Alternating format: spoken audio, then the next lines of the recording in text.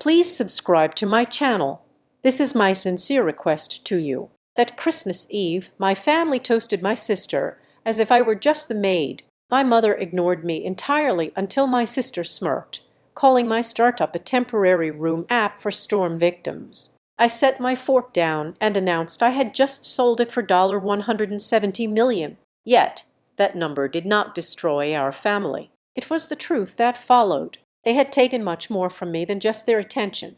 I am Ella Gray. I steered my battered, sand-filled SUV down the pristine frost-covered streets of Briar Glen, the suburban enclave where I had spent my childhood learning how to be invisible. It was barely 5:00 in the evening, but the winter darkness had already settled over the neighborhood. The houses here were large, imposing, and aggressively festive. Every lawn featured perfectly synchronized holiday displays. But as I pulled into my parents' driveway, I noticed the string of white lights hanging from the gutters of my childhood home was distinctly crooked. It sagged on the left side, a tiny imperfection in an otherwise floorless facade. That crooked wire was perhaps the most honest thing about the property. As soon as I killed the engine, the familiar, suffocating aroma of artificial cinnamon pine cones seeped through the frosty air the moment I opened the front door. It was a scent designed to project the illusion of a warm, decent, perfectly functional American family. I wiped my boots on the welcome mat, knowing exactly what I was walking into.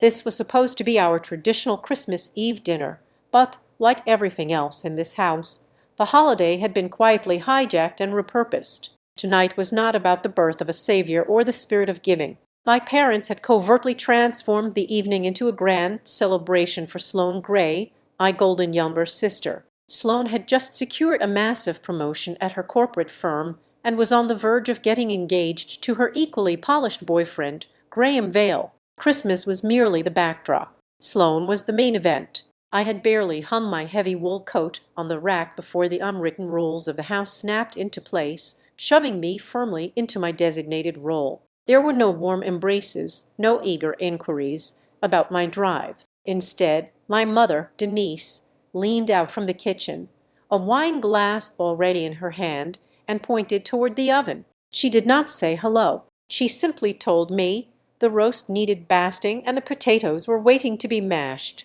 Within 3 minutes of crossing the threshold, I was the early arrival tasked with kitchen duty, the designated food runner, the reliable background character who required zero emotional maintenance. I was the child nobody needed to worry about, which in my family's language translated directly to the child nobody needed to care about. I washed my hands, tied a faded apron over my dark sweater, and got to work. Through the swinging door of the kitchen, I could see the dining room. The table was set with my mother's best china, the plates gleaming under the chandelier. In the center of the table, flanked by tall silver candlesticks, sat a small, elegant bakery cake. Across its smooth white icing, elegant cursive letters read, "Congratulations, Sloane."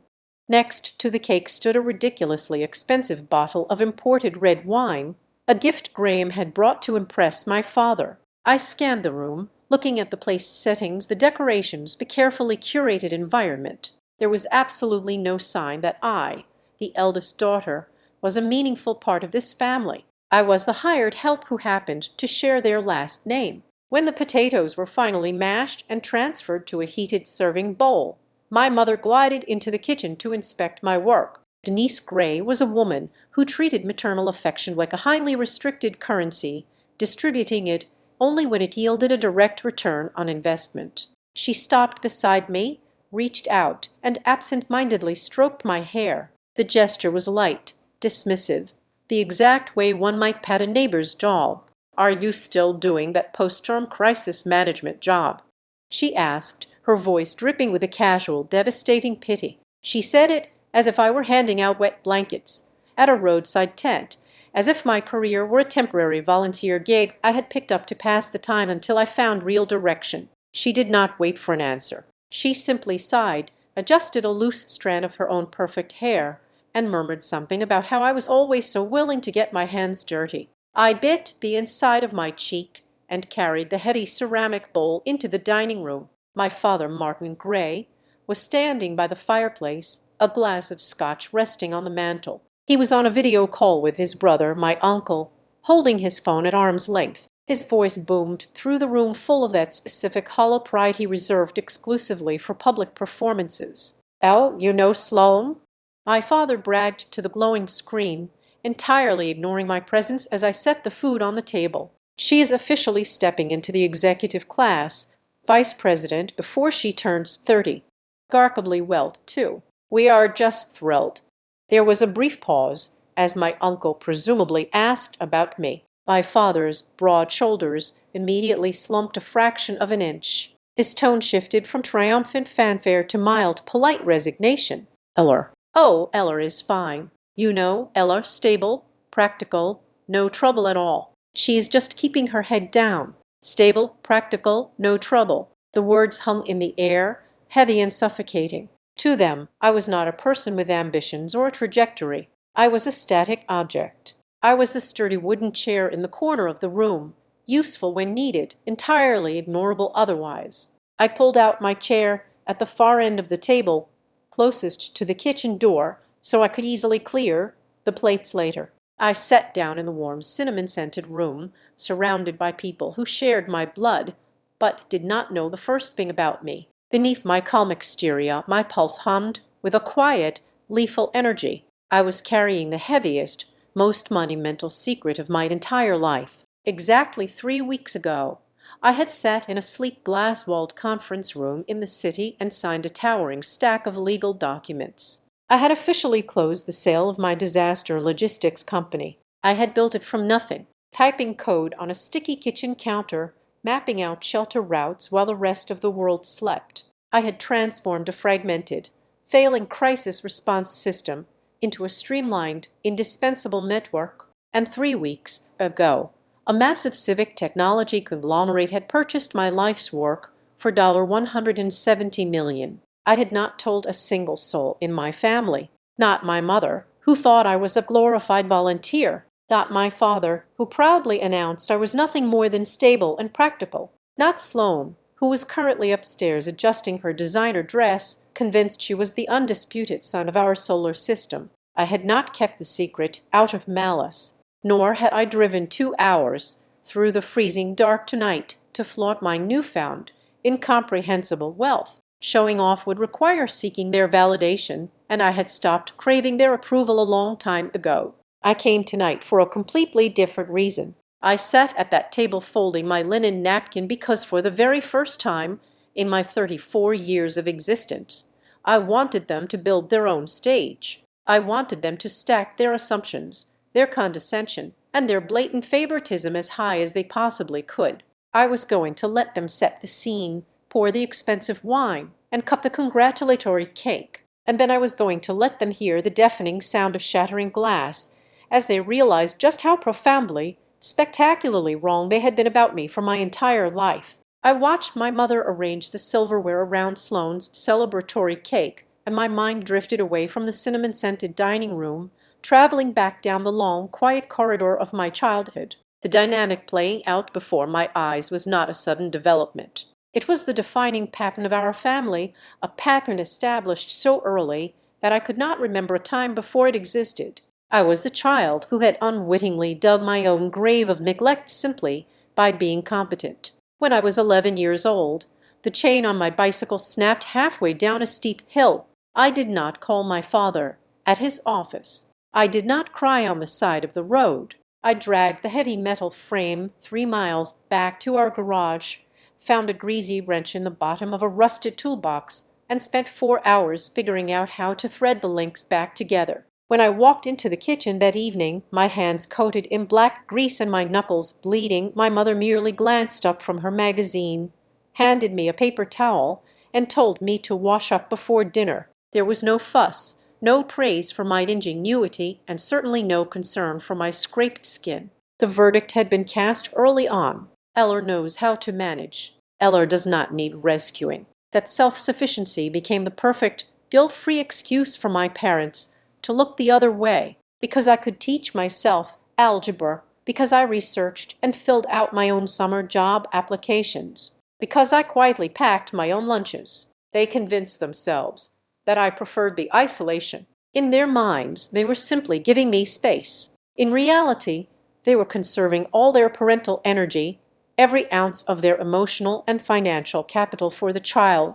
they deemed worthy of cultivation. Sloane was entirely different. She was a delicate, demanding plant that required the perfect soil, the precise amount of sunlight, and constant, unwavering attention. My parents had a phrase they loved to use when discussing my sister with their friends. Sloane needs to be nurtured in the right way. That phrase was the golden key that unlocked every door for her. The right way meant private tutors when she struggled with geometry in the 10th grade. It meant a brand new car on her 16th birthday, because riding the school bus might cause her unnecessary stress before her extracurriculars. Every word of encouragement, every spare dollar, and every bright opportunity flowed down a steep, frictionless incline directly into my sister's lap. The disparity was never subtle, though they pretended it was. I remember the spring of my junior year of high school. I had spent 6 months building a localized flood warning system for the regional science fair. It was a crude but highly effective network of moisture sensors and radios. Born from watching our basement flood year after year, I won first place out of 200 entries. I came home carrying a heavy brass plaque, my heart beating with a rare, desperate hope that this time they would finally look at me with that shining, unreserved pride. When I walked through the front door, the house was silent. I found my parents in the living room. My father had a hammer in his hand. My mother was stepping back to admire a brand-new custom-framed photograph they had just hung dead center over the fireplace. It was an 8x10 portrait of Sloane in a sharp navy blazer, smiling brightly after participating in a regional debate tournament where she had placed fourth. My mother saw me standing in the hallway, my heavy brass plaque clutched to my chest, and she smiled. She told me to be careful not to scratch the hardwood floor with whatever I was holding. The plaque ended up in the bottom of my closet.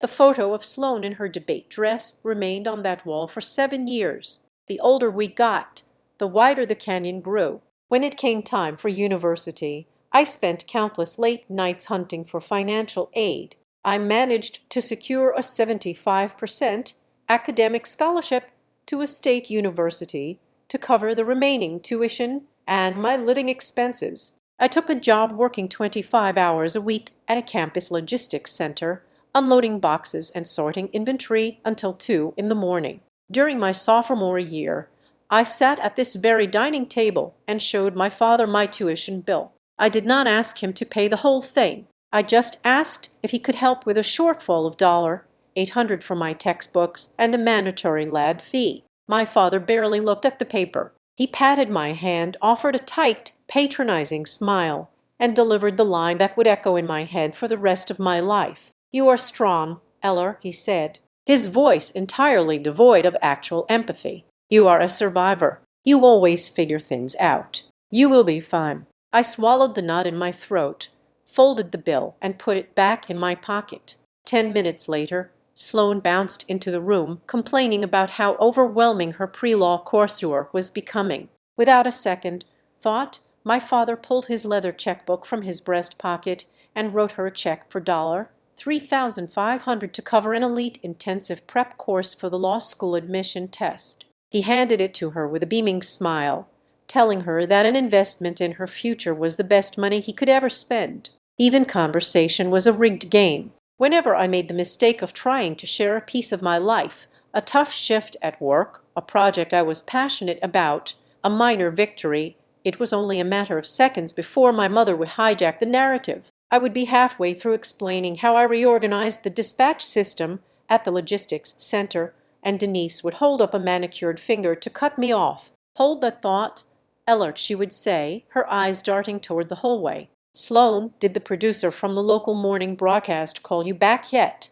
We really need to get you a new blouse if you're going to be on television next week." My story would die right there on the table, instantly irrelevant. What I realized over those long, quiet years was that the deepest wound did not come from being hated. Hate, at the very least, requires passion. Hate requires a person to look directly at you and acknowledge your existence. What I experienced was far more insidious. I was treated like a piece of structural furniture. I was the load-bearing pillar in the background. I was always present, completely reliable, highly useful when a problem needed solving or a mess needed cleaning, but entirely invisible. Nobody admires the foundation of a house until it cracks. Nobody looks at the quiet daughter until she stops being convenient.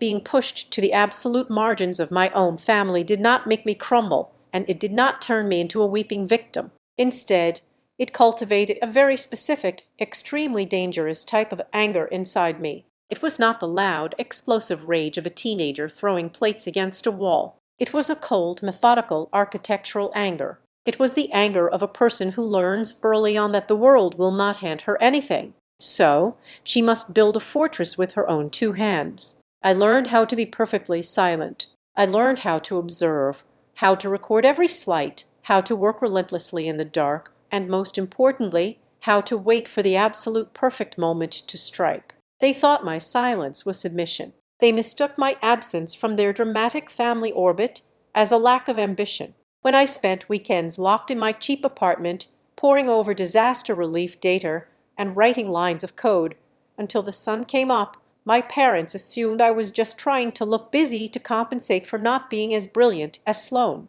They had no idea that the very neglect they subjected me to was the crucible that forged my endurance. Those years of being ignored stripped away my need for external validation. I did not need a cheering section to build an empire. While they were busy polishing Sloane's participation trophies and financing her manufactured success, I was out in the real world learning how to manipulate systems, solve catastrophic failures, and construct a business that would eventually change an entire industry. They starved me of their attention, but in doing so, they inadvertently fed a hunger inside me that drove me to the exact table where I sat tonight, holding a secret worth $170 million. I looked across the table at my sister, whose name was written in sugar, and felt absolutely nothing but the cold, steady pulse of a predator who had finally cornered its prey. The reality of my daily life existed universes, away from the polished dining room where my family now sat.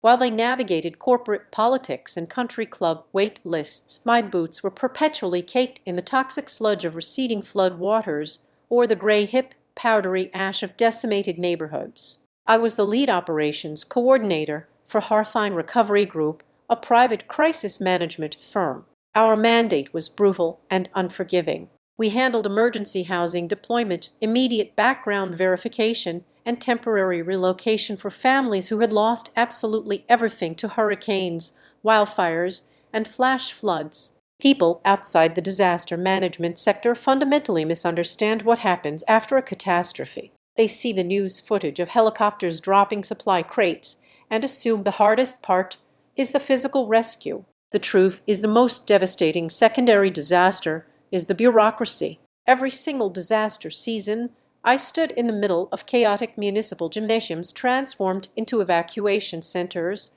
witnessing the exact same systemic failure. I saw exhausted parents sleeping in their freezing cars with their toddlers, not because there was a lack of funding or a shortage of available motel rooms, but because the different entities involved were functionally incapable of talking to one another. The insurance adjusters operated on legacy software from the late 1990s. The federal emergency agencies relied on paper forms and overloaded servers. Local housing contractors tracked their availability on physical whiteboards. The hotel chains had their own proprietary booking systems. None of these databases communicated. As a result, a family might be approved for a 30-day housing voucher, but because the local building inspector could not instantly verify the structural ruin of their address to the insurance provider, that family remained homeless on the street. I realized very quickly that the catastrophe of displacement was not a problem of human empathy. It was a problem of fractured data.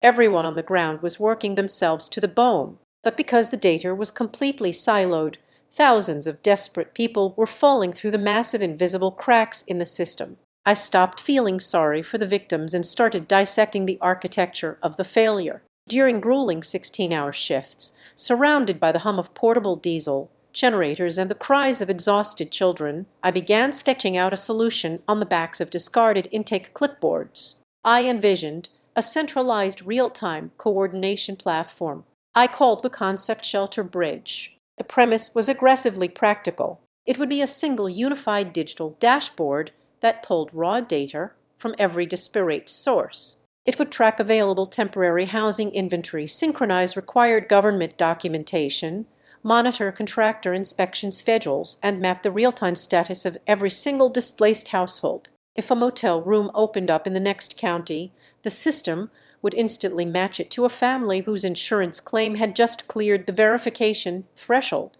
bypassing the human bottleneck entirely. I knew the logistics intimately, but I did not have the high coding architecture skills to build the back-end infrastructure from scratch. That was when I found Tess Mercer. Tess was a brilliant, fiercely pragmatic product engineer who had spent the last 8 years optimizing global supply chain software for massive freight corporations. She was burned out on making billionaires slightly richer by shaving fractions of a penny off shipping routes. We met at a terrible diner near the interstate. I slid my chaotic coffee-stained wireframes across the sticky table. It took her exactly 45 minutes to see the sheer, unadulterated scale of what I was proposing. By the time the waitress brought our check, Tess had agreed to become my co-founder. What followed was a period of sustained, agonizing labor that would have broken a lesser person. I did not quit my day job. I could not afford to. Instead, I split my existence down the middle.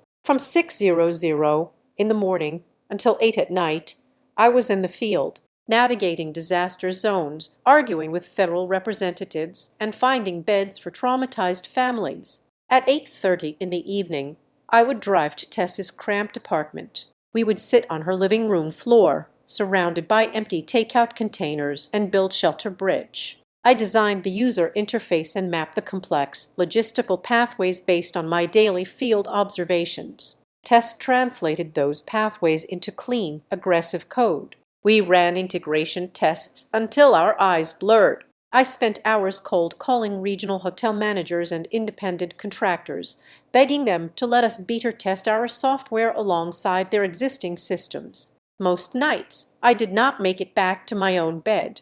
I would simply fold my arms on Tesser's cheap kitchen table, rest my head, and sleep for 3 solid hours before my alarm dragged me back out to the evacuation centers. After 11 months of this grueling subterranean existence, we finally had a fully functional prototype. It was not pretty, but it was incredibly fast, and more importantly, it worked flawlessly. However, to move from a localized beta test to a system capable of handling a multi-count disaster response, we needed to migrate to enterprise-level servers and hire 2 dedicated full-stack developers. We needed capital, not a fortune, just enough to bridge the gap until we could secure our first municipal contract. I swallowed my pride and drove to my parents' house on a Sunday afternoon. I brought my laptop, a meticulously researched 40-page business plan, and a projected revenue model. I did not ask my father for a handout.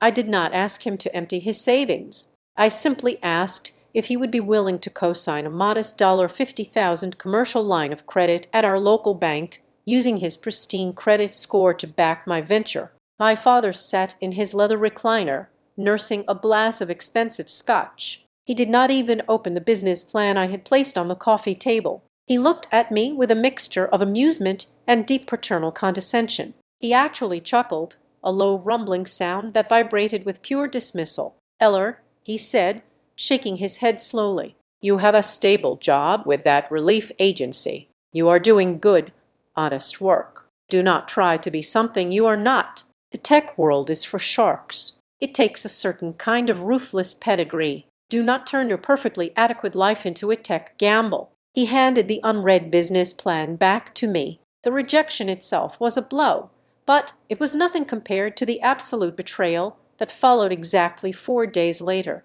That Thursday, my mother invited me over for a family dinner. When I arrived, they popped a bottle of champagne. They announced with radiant, overflowing joy that they had just helped Sloan secure the down payment for a sprawling luxury condominium in the city's most expensive financial district. Sloan had complained that commuting from her current apartment was draining her energy before her corporate meetings. The down payment they had gifted her was over $150,000, 3 times the amount I had asked them to merely guarantee. My mother raised her champagne flute, her eyes shining with pride as she looked at my sister. Then she glanced over at me, offering a polite, entirely unbothered smile. "We always believe in putting our resources exactly where the greatest potential lies," my mother declared to the room. "We only invest where the future is."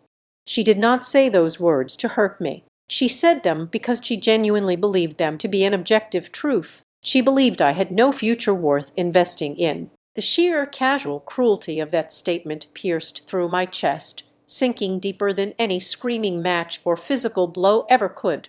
It was not the denial of the bank loan that changed me. It was the chilling realization that to my own parents I was a dead end. I did not argue. I did not throw my drink in her face. I quietly finished my dinner, washed the dishes, and drove back to my tiny apartment. I sat in the dark for 2 hours, letting the fury crystallize into something cold, hard, and utterly unbreakable. The next morning, Tess and I took out predatory personal loans with exorbitant interest rates. We maxed out 7 different credit cards. We hired the 2 developers. We bypassed the need for family approval entirely. They had refused to bet on me, assuming I would simply fold my hand and accept my place in the background. They failed to realize that by denying me their safety net, they had removed the very last thing tying me to their expectations. I was no longer trying to prove my worth to Martin and Denise Gray. I was going to conquer an entire industry,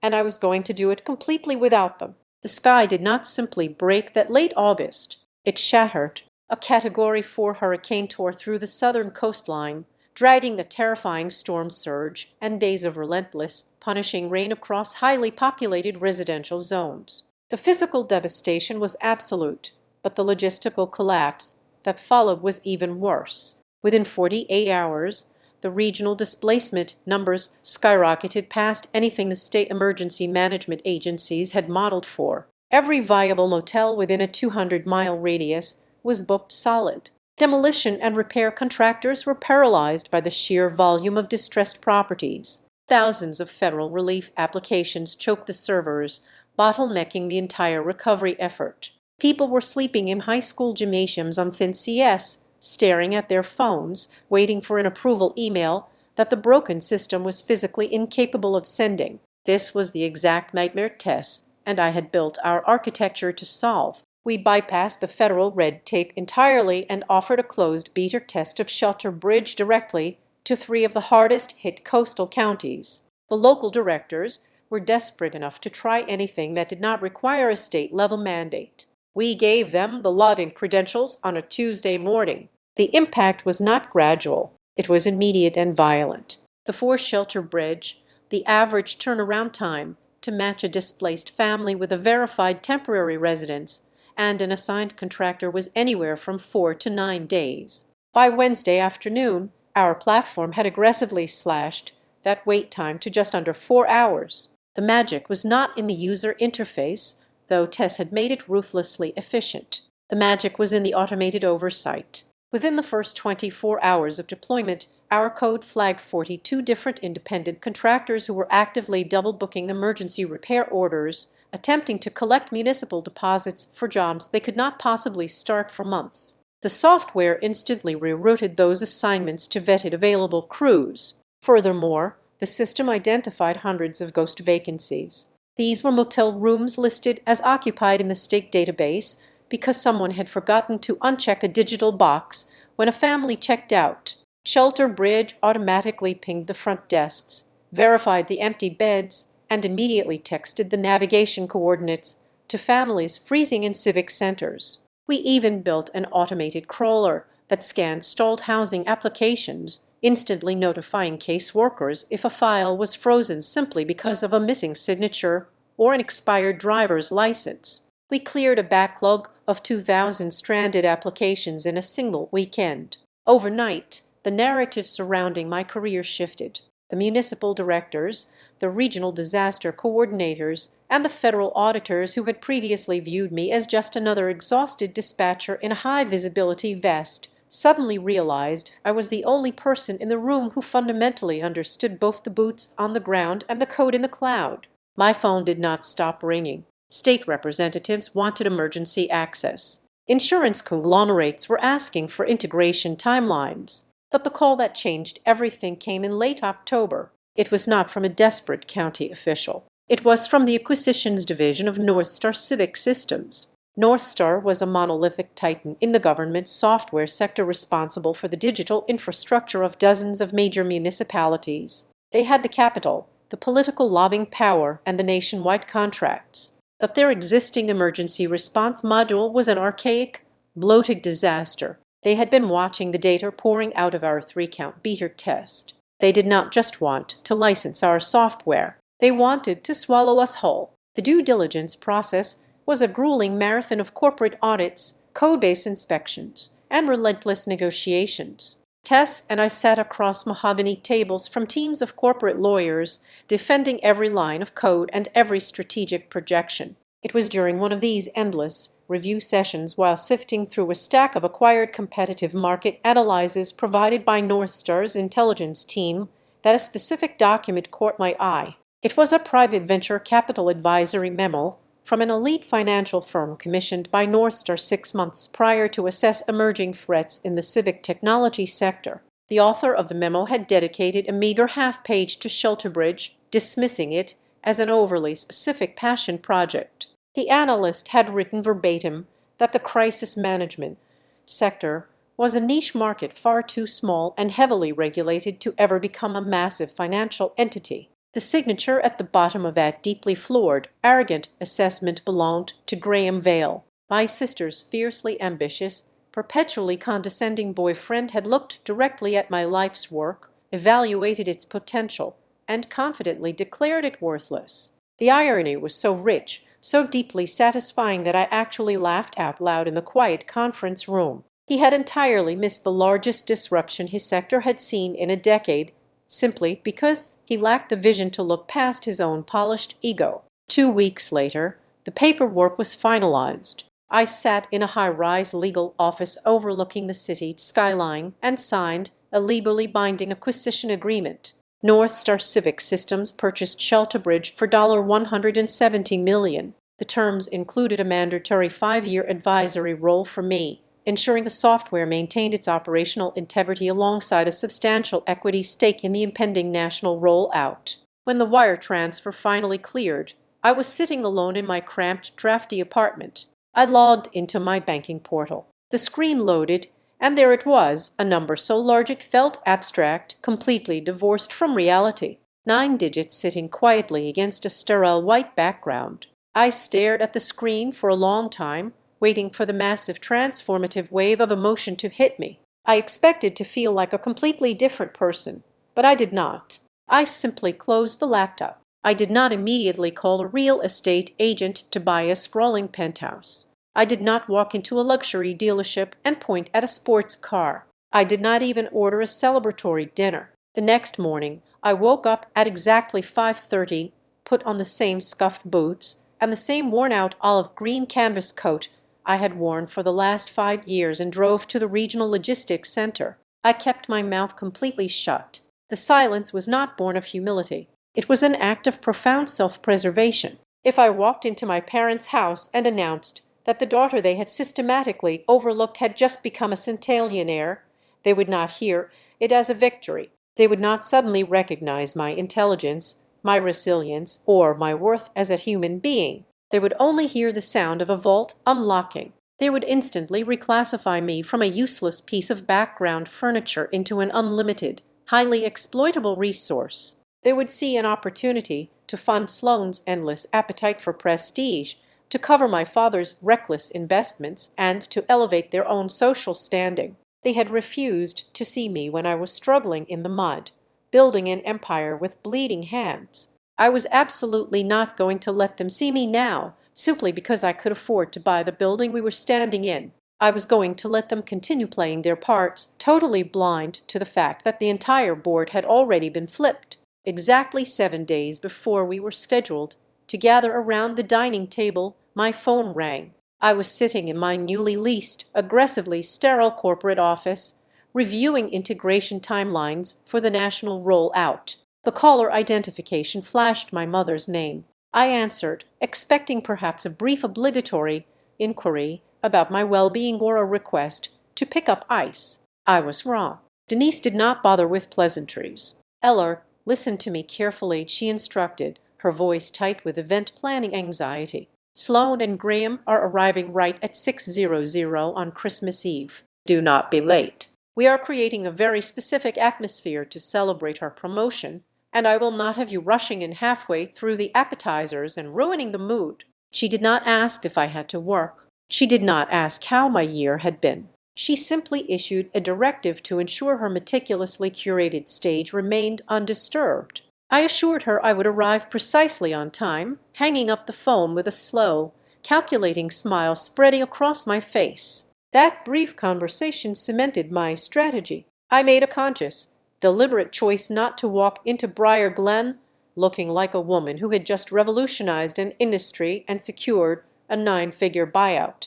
I wanted them to treat me exactly as they always had. I needed the contrast to be stark, violent, and utterly undeniable. If I showed up in designer clothes or a luxury vehicle, they would adjust their behavior just enough to mask their usual disdain. I needed their unvarnished arrogance. So I dressed in my standard armor. I pulled on a plain dark gray knit sweater and faded black denim. I left my hair tied back in a simple, practical knot.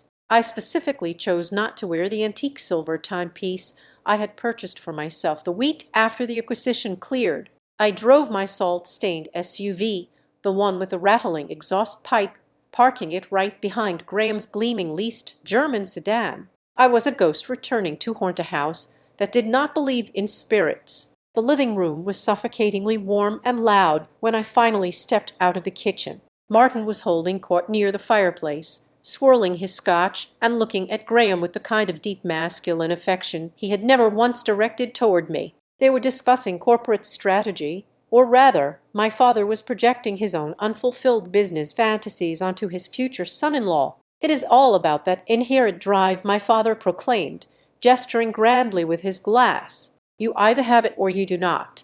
It is the great bloodline. Frankly, ambition is baked right into our DNA. Just look at Sloan. She practically willed that executive vice president role into existence. I stood by the doorway holding the tray of warm rolls, completely invisible. Martin spoke of ambition as a genetic trait that had miraculously skipped his firstborn, unaware that the true gray ambition had just dismantled a monolithic government bureaucracy while he was busy practicing his golf swing. Sloan was perched on the edge of the velvet sofa holding a long-stemmed glass of Pinot Noir. She looked radiant, expensive, and entirely self-satisfied. She was detailing the layout of her new corner office and the imported quartz countertops she had selected for the condominium our parents had bought her. Her tone was a masterclass in passive aggression, a blend of forced intimacy and grating condescension. She caught my eye as I set the rolls on the side table. So, Eller, she began tilting her head with a look of practiced shallow sympathy. Are you still doing the whole boots on the ground thing? Running around handing out those little motel vouchers in the rain? I looked back at her, keeping my expression perfectly neutral. Something like that, I replied softly. Graham, sensing an opportunity to demonstrate his sweeping macroeconomic intellect, leaned forward and rested his elbows on his knees. He offered me a patronizing, sympathetic smirk. You know, Eller, you really should think about transitioning out of that sector. The civic tech and nonprofit logistics market just had a tiny temporary boom because of the recent storm cycles. It is a classic bubble. He took a slow sip of his drink, looking incredibly pleased with himself. The smart players in that space, he continued, completely oblivious to the fact that he was lecturing the architect of the exact market disruption he was trying to summarize, are the ones who know how to build a niche application and sell it early before the demand dries up and the bubble bursts. Anyone holding out for long-term municipal contracts is just going to drown when the federal funding shifts. It took every ounce of physical discipline I possess to keep my face completely still. Graham was literally summarizing the exact exit strategy I had flawlessly executed 21 days prior. He thought he was explaining the rules of the ocean to a fish, unaware he was talking to the Leviathan. That is a very interesting perspective, Graham, I said evenly. I will certainly keep that in mind. My mother called us into the dining room before Graham could expand on his brilliant financial theories. We took our seats. As always, I was directed to the chair at the far end of the long mahogany table, positioned directly next to the swinging kitchen door. It was the strategic seat, the servants' quadrant. From this position, I could easily stand up to retrieve extra gravy, fetch more napkins, or clear the salad plates without disrupting the flow of their conversation. As I sat down and placed my linen napkin across my lap, the sheer weight of the metaphor settled over me. They had literally physically positioned me at the exit. They had cast me in this role for 3.5 decades. The quiet, accommodating laborer who existed solely to facilitate their comfort. They did not want a daughter. They wanted an audience member who occasionally fetched the bread. I sat quietly while Martin poured the wine, and Sloane laughed at a joke Graham made. I did not feel angry anymore. The simmering rage that had fueled me through the cold nights of coding and the brutal negotiations had completely evaporated, replaced by a crystalline, freezing calm. I was not waiting for opportunity to execute a cheap, impulsive revenge. I was not going to throw a tantrum or scream about my bank account like a petulant child demanding attention. I was waiting for the perfect, inescapable crescendo. I was waiting for the final damning sentence from their lips, the ultimate proof that they still did not truly know who they were talking to. I needed them to build the scaffolding of their own humiliation so high that when I finally kicked out the support beam, the collapse would be absolute. The timer was ticking down, and I just needed to let them keep talking. I carried the heavy silver platter from the kitchen, the roasted beef emitting a thick, savory steam that briefly masked the artificial cinnamon scent of the house. I placed it perfectly in the center of the table, right between the imported wine and Sloane's gleaming white cake. I retrieved the warm rolls in the gravy boat, executing my duties with the silent, frictionless efficiency they had come to expect from me over the last 3 decades. Once the table was fully set, I retreated to my chair at the very end, the one closest to the swinging kitchen door, and quietly unfolded my napkin across my lap. My father Martin decided this was the exact moment to officially consecrate the evening. He picked up his silver knife and tapped it rhythmically against the rim of his crystal wine glass. The sharp, high-pitched ringing cut through the low hum of conversation, demanding absolute silence. He stood up slowly, straightening the collar of his tailored shirt, his chest expanding with a profound, almost aggressive sense of paternal pride. He raised his glass, pointing it directly at the opposite end of the table where my sister sat. "If I may have everyone's attention," my father began, his voice taking on the booming theatrical resonance he reserved for boardrooms and public speeches. "Tonight is not just about the holiday. Tonight is about recognizing exceptionalism. To Sloane, we always knew you possessed a rare greatness. You have not merely succeeded in your field. You have become the absolute pride of this household, and you have single-handedly taken the Gray family name to an entirely new level." Sloane practically glowed under the praise. She lowered her head in a display of practiced false modesty before raising her own glass to accept the tribute. Graham, seated beside her, wrapped a supportive arm around her chair and nodded with deep, solemn approval. My mother, Denise, pressed her hands together beneath her chin, her eyes shining with tears of sheer, unadulterated validation. It was a perfect sealed ecosystem of mutual admiration. The toast concluded, glasses clinked, and the carving of the meat commenced. It was precisely in this atmosphere of unchallenged superiority that Sloane felt the sudden, inexplicable urge to punch downward. Her own massive success was apparently not satisfying enough unless it was directly contrasted against my perceived failure. She turned her head toward my shadowy corner of the table. The warm, radiant smile she had given our father morphed into something thin, sharp, and infinitely cruel. "So what about you, Eller?" Sloane asked. Her tone was a masterful blend of feigned curiosity and potent condescension, designed to sound innocent to anyone who did not know the venom behind it.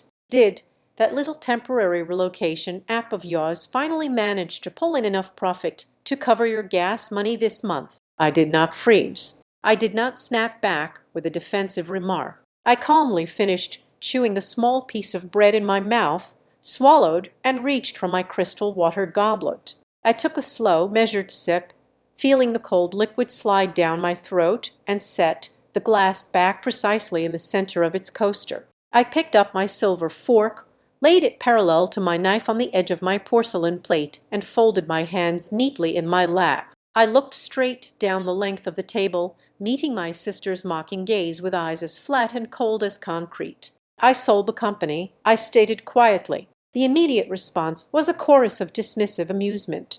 My father let out a loud barking laugh, shaking his head as he saw it aggressively through a thick slice of beef. Sloane giggled, a bright, chiming sound, and shot a conspiratorial, weary look at our mother. Denise offered a tight, strained smile, the exact expression one uses to humor a delusional stranger on a subway train. "North Star Civic Systems acquired it," I added, my voice remaining perfectly level, cutting through their laughter without raising its volume. "We finalized the paperwork and executed the transfer exactly 3 weeks ago." The laughter around the table did not stop all at once. It died a sudden violent death, and the catalyst for that death was Graham. The smug, self-satisfied smirk that had defined his face all evening vanished in a microsecond. His hand holding a glass of expensive red wine froze suspended in midair. As a venture capital analyst who monitored municipal infrastructure, he knew exactly what North Star Civic Systems was.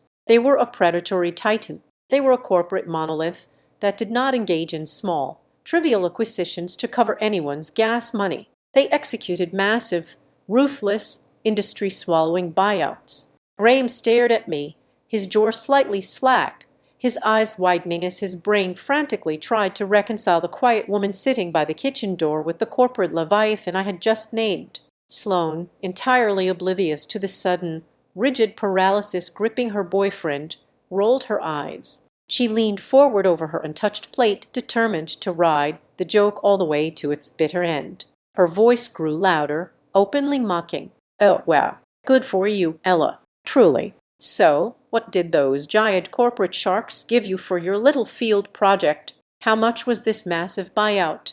500,000? A million?" I held her gaze. I did not blink. I did not inject a single drop of arrogance or triumph into my tone. I delivered the numbers with the clinical, devastating precision of a surgeon making a fatal incision. 70 million. The silence that violently slammed down onto the dining room was absolute. It was not merely a quiet moment. It was a physical vacuum. It felt as though all the oxygen had been instantly sucked out of the room, leaving nothing but cold, crushing pressure. My mother's face drained of color so fast she appeared physically ill, her skin shifting to a sickly ash and white. The heavy silver fork in my father's right hand slipped from his suddenly numb fingers. It hit the edge of his fine china plate with a loud, sharp clatter, bouncing off the rim and tumbling onto the mahogany table, leaving a thick smear of dark brown gravy across the pristine wood. He did not flinch. He did not move to pick it up. He simply stared blankly ahead. Graham looked as if he had been physically struck. He was gazing at me with a profound, terrifying clarity, realizing he had just spent the evening lecturing and patronizing a founder who had successfully exited a 9F Figueroa deal. He looked at me like a man who had just discovered he was standing on the tracks of an oncoming freight train. I knew exactly how their minds worked. Conditioned by decades of viewing me as a background character, their brains would immediately begin scrambling for an alternative reality. They would try to convince themselves I was lying, exaggerating, or having some sort of mental breakdown. I refused to give them the runway to launch those doubts. I reached into the front pocket of my faded black denim jeans and pulled out my smartphone. I did not stand up. I did not wave the screen in their faces. I simply unlocked the device, opened my secure legal email client, and tapped on the final countersigned acquisition contract bearing the unmistakable corporate letterhead of North Star's legal division. Then I smoothly swiped the screen over to my encrypted banking application, pulling up the unarguable, verified confirmation of the massive wire transfer that had cleared my accounts. I set the phone down and slid it slowly across the smooth wood of the table. It came to a stop exactly in the center,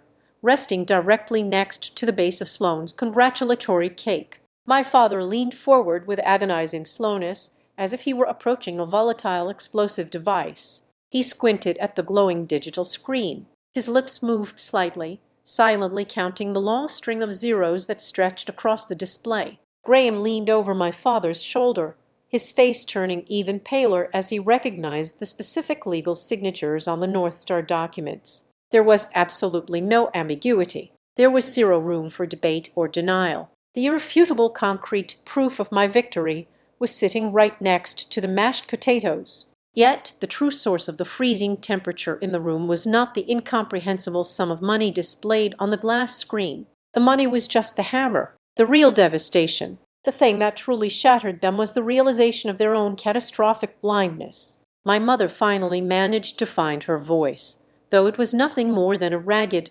breathless whisper. "Eller," she gasped, her hands trembling as she clutched her napkin to her chest. "Why did you not tell us? Why on earth would you hide something this monumental from your own family?" I looked at her pale face, then shifted my gaze to my father's stunned expression, and finally to my sister, whose mouth was slightly open in a mask of pure shock. I let the brutal silence stretch out for a few more agonizing seconds, ensuring they felt the full weight of the moment, before I finally answered. "I did not hide anything from you," I said, my voice perfectly calm and steady, echoing through the dead air of the dining room. "I never kept it a secret. It is just that not a single person at this table has ever cared enough to listen to me finish a sentence." The absolute paralysis in the dining room lasted for exactly 4 agonizing minutes. I sat perfectly still, observing the raw, unfiltered psychological metamorphosis happening across the mahogany table. It was a terrifying and fascinating biological response to witness. I watched the initial suffocating shock slowly metabolize into something far more familiar and dangerous. Their eyes darted from the glowing screen of my smartphone back to my plain dark sweater. The tectonic plates of our family dynamic were violently shifting, moving away from a reality where I was utterly invisible and slamming directly into a new paradigm where I was suddenly a limitless exploitable asset. They were no longer looking at a daughter. They were looking at a treasury. Graham was the first to break the dead air. He cleared his throat, the sound incredibly loud in the quiet house. He ran a hand through his perfectly styled hair, his professional arrogance entirely punctured. Yet, as he spoke, it became abundantly clear that his profound embarrassment had absolutely nothing to do with how horribly he had treated me all evening. His shame was entirely rooted in his own professional failure. "I read that internal market advisory," Graham stammered, his voice tight, desperately trying to reframe himself as an industry peer rather than a fool. "The one about your platform." I completely misjudged the scalable architecture. I looked right at the localized deployment metrics and assumed the ceiling was too low for federal integration. I completely missed the upside. He was not apologizing for insulting my intelligence. He was agonizing over the fact that he had bet against a massive market winner. He looked at me with a desperate, hungry respect that made my stomach turn. Before I could even acknowledge Graham's pathetic attempt to salvage his professional dignity, my mother leaned forward. Denise had recovered from her near-fainting spell with remarkable speed. She pressed her linen napkin to the corner of her mouth, forcing a fragile, watery smile that did not quite reach her calculating eyes. "Well, Eller," Denise began, her tone adopting a sudden, unnatural softness that I had never heard directed at me before, "this is simply overwhelming. I mean, we are just trying to process this. But I imagine with this incredible level of financial security, you must be thinking about the future. Your father and I have worked so hard for so many years. We are not getting any younger, and maintaining this household is becoming quite a strain. It would be such a blessing to have some of the burden lifted in our later years." She did not ask if I was exhausted from the years of relentless work. She did not ask how I had managed the extreme stress of a corporate acquisition within 5 minutes of learning about my success. She had already assigned a portion of my wealth to her own retirement plan. My father did not waste time with my mother's emotional manipulation. Martin preferred authority. He finally pulled his gaze away from my phone, straightened his spine, and reassumed his position as the patriarch. He wiped the spilled brown gravy from his fingers and cleared his throat, projecting a deep, commanding tone. "We need to be incredibly smart about this, Martin announced, leaning his forearms heavily on the table. The use of the word "we" was entirely deliberate. A financial windfall of this magnitude requires aggressive structured management. I will call my wealth manager first thing on Monday morning. We need to sit down, just the two of us, and discuss a comprehensive family wealth strategy. You cannot leave capital like that unmanaged. Eller, I will oversee the portfolio diversification. It was breathtaking. He did not congratulate me. He simply assumed immediate unearned jurisdiction over my assets. In his mind, my money was merely an extension of his own financial empire, a sudden influx of capital that rightfully belonged under his paternal control. Sloane, however, was not interested in portfolios or retirement plans. She sat rigid in her chair, her knuckles turning white as she gripped the stem of her wine glass. The realization that she was no longer the most successful, most important person in the room was visibly tearing her apart. She did not express an ounce of curiosity about the software I had built or the empire I had conquered. She was entirely consumed by the loss of her stage. "You did this on purpose," Sloane hissed, her voice trembling with pure, unadulterated rage. She slammed her glass down on the table, the dark red liquid sloshing over the rim and staining the white tablecloth. "You sat there all night wearing that pathetic cheap outfit, acting like a martyr, just waiting to humiliate me. This was supposed to be my celebration. You could have told us weeks ago, but you chose tonight just to steal my moment." I reached across the table, picked up my phone, and slid it smoothly back into my pocket. I pushed my chair back, the wood scraping sharply against the floorboards, and stood up. I did not raise my voice. I simply turned and walked out of the dining room, heading straight down the dimly lit hallway toward the front door. They scrambled out of their chairs and followed me, their voices overlapping in a chaotic chorus of demands, accusations, and frantic backpedaling. I stopped near the coat rack and turned around to face them. They halted a few feet away, a unified front of entitlement and outrage. "You are right, Sloane," I said, my voice cutting through their noise with the cold, heavy weight of absolute certainty. "I did choose tonight because I needed you all to put on your perfect performance one last time. I needed to see exactly how you operate when you think I am nothing."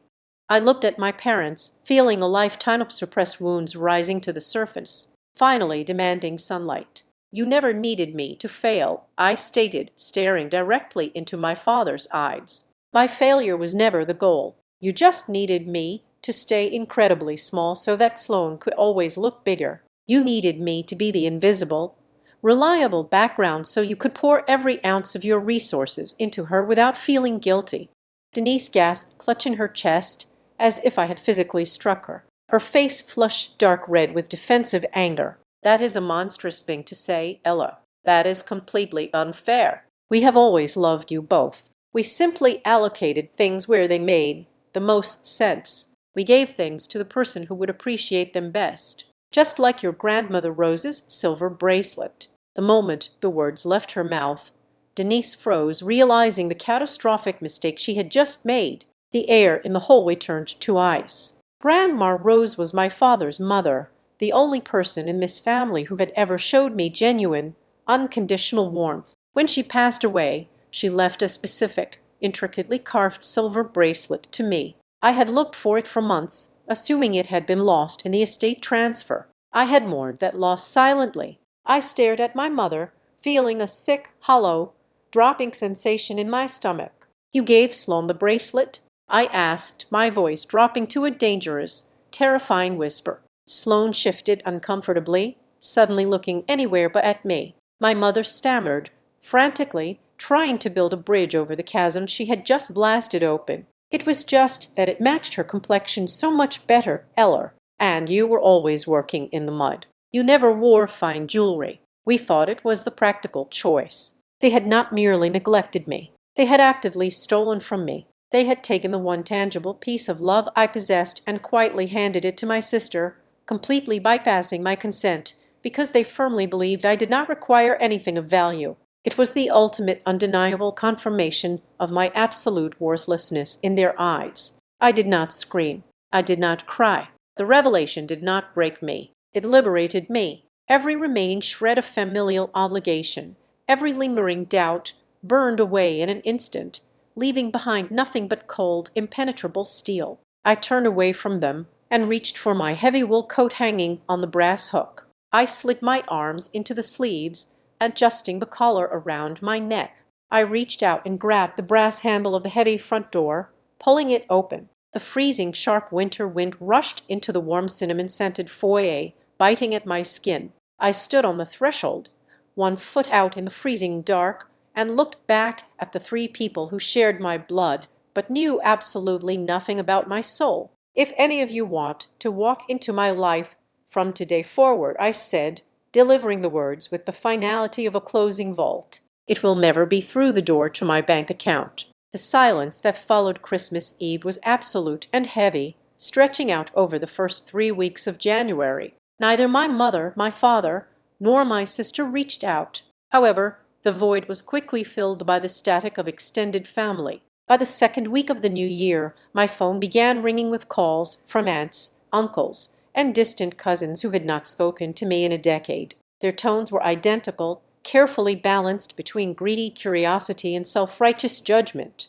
They would ask how the weather was, casually pivot to my supposed newfound fortune, and then drop heavy-handed hints about how wealth can corrupt a person. It did not take a genius to realize that Martin and Denise had immediately mobilized to control the narrative. They were spinning a story to the entire Gray family tree that I had suddenly come into money, let it go straight to my head, and brutally abandoned my loving parents on a holiday. They painted me as the villain who had gotten rich and changed. It was easier for them to brand me a monster than to admit they had been negligent fools. I did not waste a single breath defending myself to my relatives. I simply blocked their numbers and funneled my energy entirely into the national integration of Shelter Bridge. I was working 14-hour days, coordinating with federal emergency management directors and migrating local municipalities onto the North Star servers. For the first time in my life, I also started seeing a therapist. Sitting in a sunlit office twice a week, I finally learned the correct vocabulary for my existence. I was not suffering from middle child syndrome or petty sibling jealousy. My therapist helped me identify the reality of my upbringing: systematic emotional neglect. I had been raised as a utility, an appliance meant to function quietly in the corner without requiring maintenance. But the true depth of that neglect did not fully hit me until a freezing Tuesday morning in late February. I was sitting in the sleek glass-walled conference room of my wealth management attorney, Camille Hurst. Camille was a brilliant, ruthless architect of financial structures, currently auditing my entire fiscal history to establish a series of blind trusts and philanthropic foundations. She slid a thin manila folder across the polished table. Inside was a stack of yellowing bank records. "Eller, I need you to look at these," Camille said, her voice completely devoid of its usual brisk professionalism. "During the audit, my team pulled your historical banking data. We found a closed custodial investment account at Juniper State Bank. It was established under your Social Security number when you were a toddler, managed by your grandmother, Rose Gay. It matured when you turned 18. I stared at the document. I had never heard of this account. My grandmother had died a few months before my 18th birthday. There was slightly over $85,000 in the fund when it matured." Camille continued softly. "It was legally yours, but you never signed for it. Your father, acting as the executive of Rose's estate and your legal guardian at the time, executed a transfer of the entire balance. He drained the account 3 weeks after your birthday." I picked up the final sheet of paper. It was a scanned copy of the withdrawal authorization. At the bottom, next to my father's sweeping signature, was a handwritten justification note required by the bank for the transfer of a custodial asset. The ink was faded, but the words were crystal clear, written in my mother's neat, cursive handwriting. "Eller does not require as much capital as Sloan." The note read, "She is highly capable and can always take care of herself. These funds are being reallocated for immediate family business needs."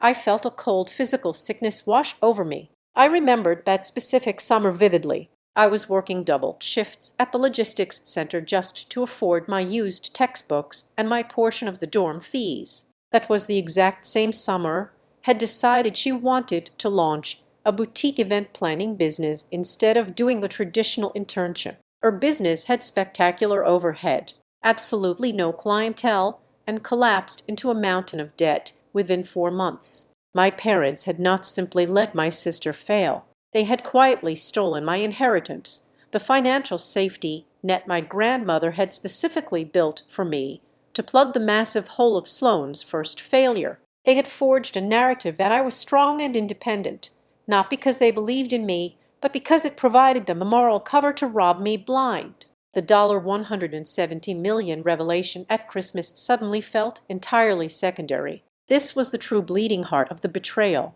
They did not just ignore me. They actively harvested my resources because they knew I was resilient enough to survive the theft. 2 days after this revelation, my cell phone buzzed with an incoming call from a number I had not blocked. It was Sloane. "Eller," she began, her voice strained, completely stripped of its usual arrogant LL tilt. She sounded panicked, speaking rapidly as if she were hiding in a closet. "I know things ended badly at Christmas, but I really need to talk to you privately. Mom and Dad do not know I am calling." I remained silent, letting her stew in the awkward dead air. "It is about Graham," she finally blurted out. "One of his major commercial real estate deals went completely sideways. It is a massive redevelopment project down on the coast right in the middle of a storm recovery zone. The federal grants got tied up. The contractors walked and he is dangerously over-leveraged. If he defaults next week, the firm will terminate him and we will lose the down payment on our new condominium. Eller, I just need a short-term bridge loan. Just $2 million, just for 90 days. We will pay you back with interest."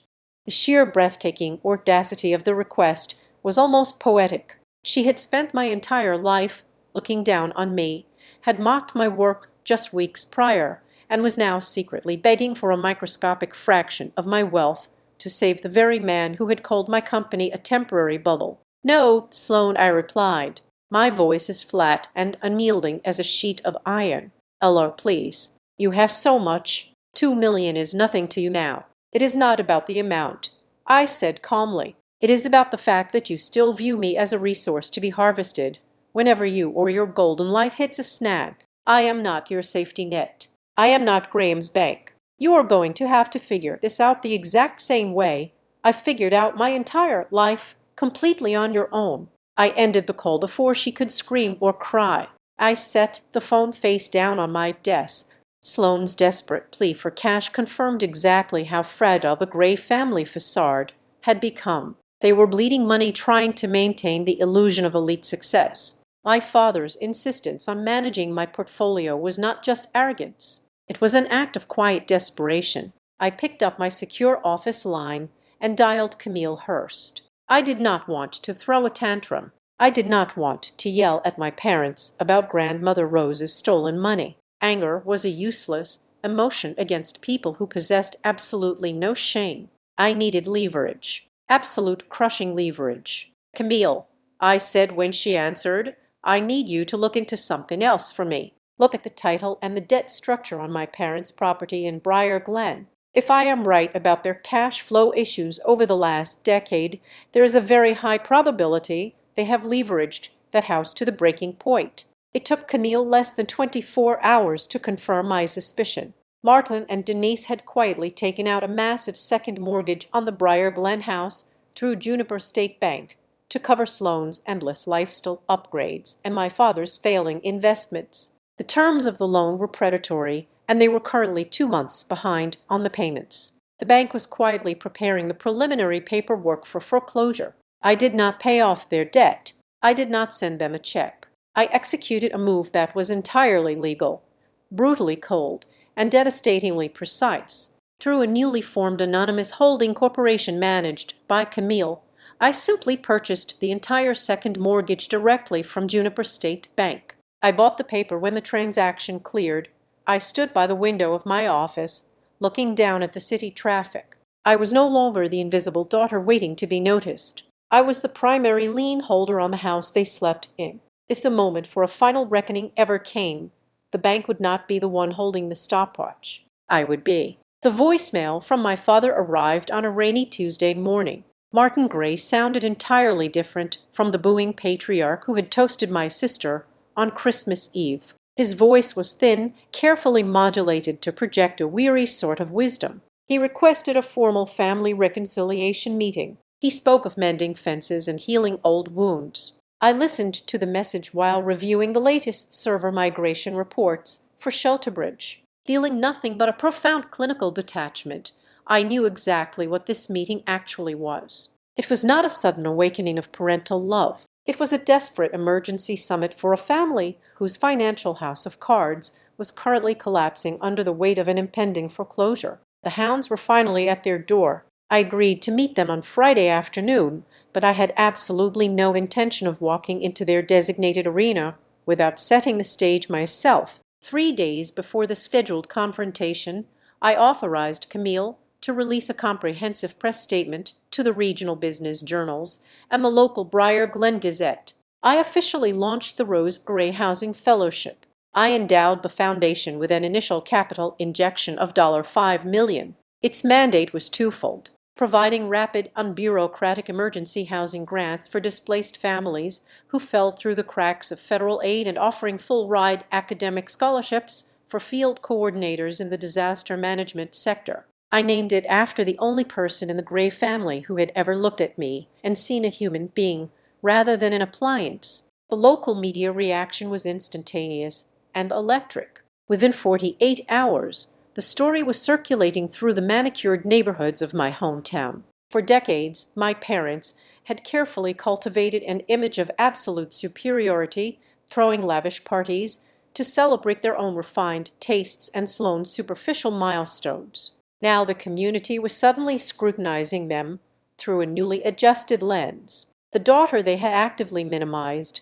the one they had treated like an embarrassing secret, was suddenly deploying massive wealth to build sustainable civic infrastructure. The contrast was brutal. My philanthropy laid bare the sheer emptiness of their vanity. When I arrived at the Briar Glen house that Friday, the air inside was thick with a toxic mixture of panic and resentment. We gathered in my father's wood-paneled study, a room designed to intimidate. Denise was already crying, dabbing at her eyes with a tissue, playing the role of the heartbroken matriarch, entirely overwhelmed by family discord.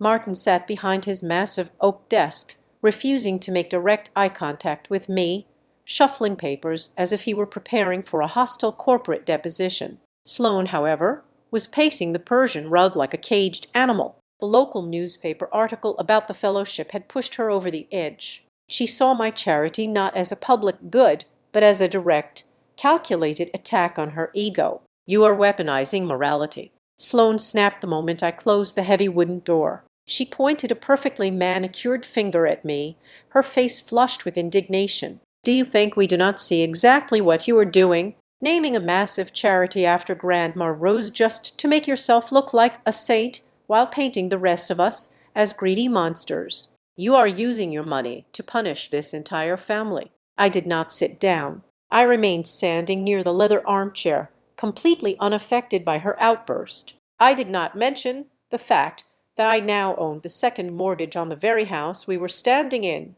The debt was a loaded gun, but I did not need to fire it yet. I needed to dismantle their illusions first. "I am not punishing anyone," I replied, my voice cool and perfectly level. "I am simply honoring the only woman who left me anything of value, which brings me to the actual reason I agreed to this meeting." I opened my leather briefcase and pulled out the single manila folder Camille had given me. I dropped it squarely in the center of Martin's pristine desk. The sound of the thick paper hitting the wood echoed sharply in the quiet room. "I only have one question," I said, looking directly at my father, who signed to take the money Grandma left from me. The reaction was instantaneous. Denise stopped crying mid-sob, the tissue freezing against her cheek. Martin's jaw locked. The color drained entirely from his face, leaving him looking suddenly frail and incredibly old. Sloan stopped pacing. She looked at our parents, waiting for the righteous, indignant denial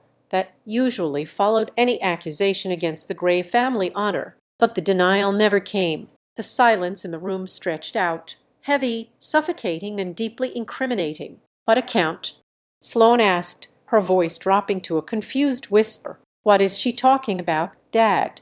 Martin closed his eyes, his hands gripping the edge of the desk so tightly his knuckles turned white. He could not speak. The absolute silence was a confession more damning than any spoken word. I turned to my sister. For the first time in my life, I felt a fleeting microscopic shred of pity for her. When I turned 18, I explained methodically, Grandma Rose left a custodial fund intended for my education and future. It contained over $85,000. It was drained exactly 3 weeks after my birthday to cover the massive debts you accumulated during your failed boutique event planning venture. They took my financial foundation and quietly fed it to your vanity project. Sloane physically stumbled backward, hitting the edge of the bookshelf. Her eyes darted from me to our father, the horrific realization washing over her, the impenetrable tower of her own ego. Her lifelong belief in her inherent superiority was crumbling in real time.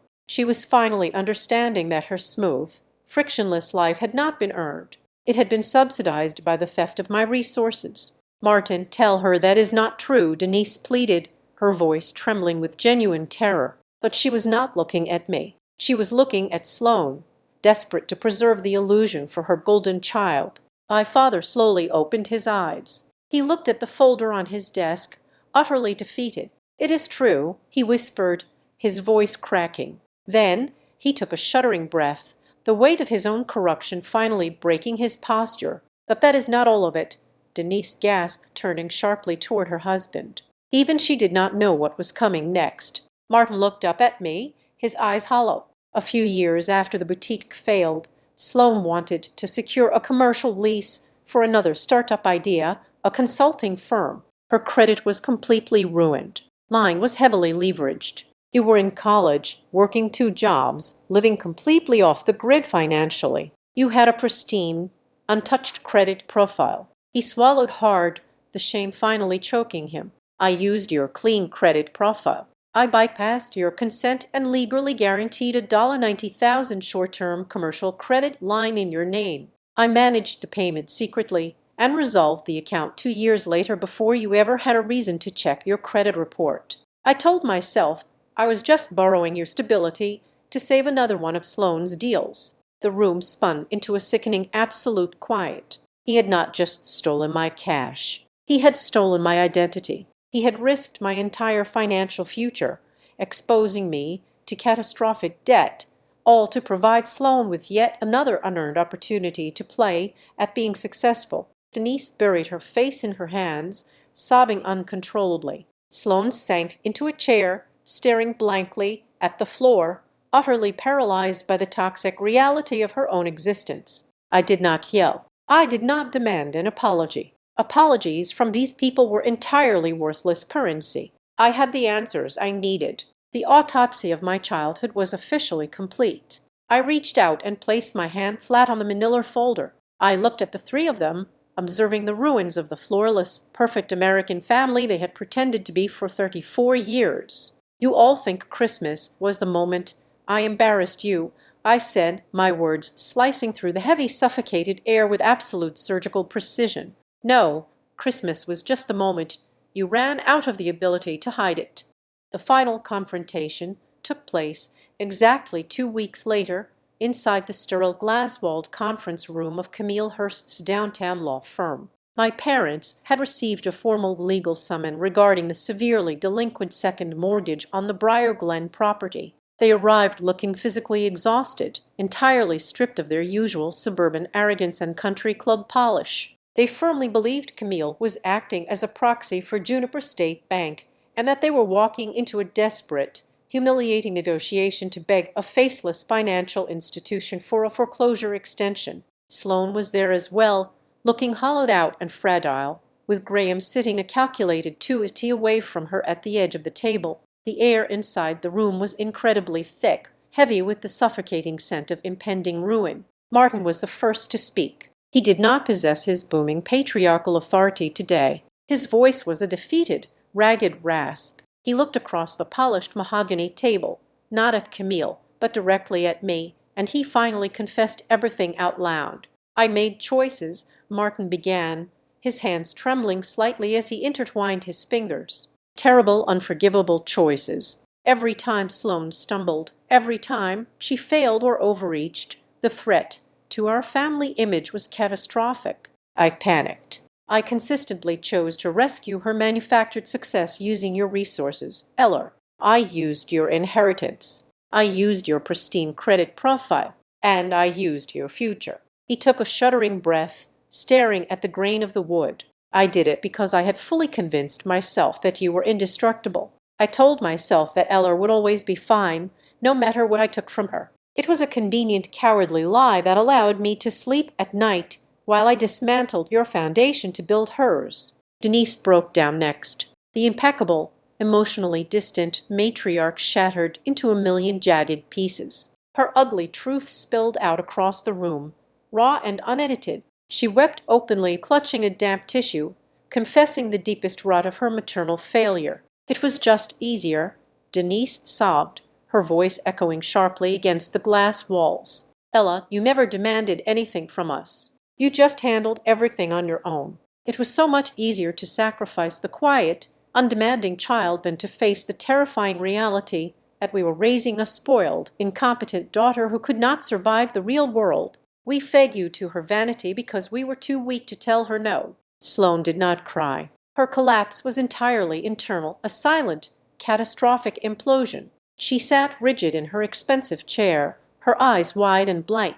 She was not breaking because she was about to lose her luxury condominium or her social standing. She was shattering because for the very first time in her life, she was being forced to look at the towering architecture of her own ego and realize that every single brick had been stolen from her older sister. Every accomplishment, every safety net, every arrogant boast she had made for the last 15 years was a direct result of my forced sacrifice. Beside her, Graham subtly shifted his chair backward. The movement was microscopic, but the implication was devastating. He did not reach out to hold her hand. He did not offer a word of comfort or defense. Graham was a man who only invested in shiny, profitable assets, and Sloane Gray was rapidly depreciating before his eyes. The prestige was gone. The financial backing was evaporating, and he was already mentally drafting his exit strategy. He was only there for the polished illusion, and the illusion was dead. Martin finished his pathetic,